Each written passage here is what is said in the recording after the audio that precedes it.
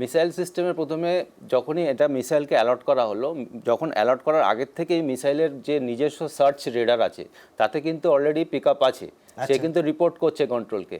এবার শুধু যে একটা মিসাইল আছে তা না, এবার তার অ্যাটাক প্যাটার্ন কি আছে টার্গেটের, এবার সে কোন সেক্টর দিয়ে আসছে, ডিপেন্ডিং অন দ্য অ্যাকচুয়ালি যে টেরিটরি আছে সেই টেরিটরির উপর এক একটা পজিশানে, ক্রিটিক্যাল পজিশানে সে মিসাইল ইউনিটগুলো রাখা হয়।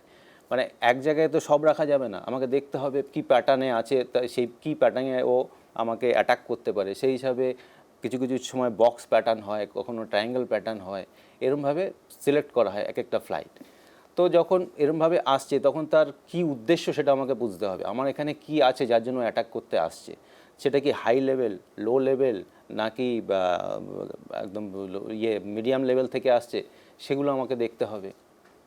তারপরে ডিপেন্ডিং অন দ্যাট, যদি মিসাইলের কাছে, তাই অ্যাকুইজিশন রাডারের কাছে আমার পিক আপ থাকে, তখন তাকে অ্যালট করা হয়। সে অ্যালটমেন্টের হিসাবে তখন সে তার ট্র্যাকিং রাডার ওপেন করে, ট্র্যাকিং রাডার ওপেন করে তাকে ট্র্যাকিংয়ে পাঠিয়ে দেওয়া হয়। এইবার তারপরে এর মধ্যেই শুরু হয়ে যায় মিসাইল প্রিপারেশন।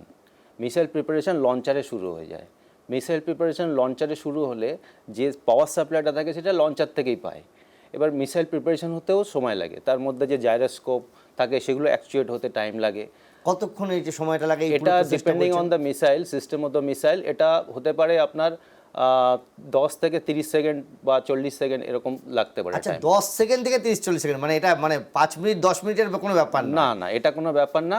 এটা মানে ওই ধরা পড়ার পরেই আমার 30-40 সেকেন্ডের মধ্যে রেডি হয়ে গেল। স্যামের যেটা লেগে থাকে টাইম, সেটা এরকমই লেগে থাকে। আচ্ছা, যেহেতু এগুলো কুইক রিয়াকশন, আচ্ছা, কুইক রিয়াকশন মিসাইল, এর জন্য এদের বেশি টাইম লাগা কথা নয়।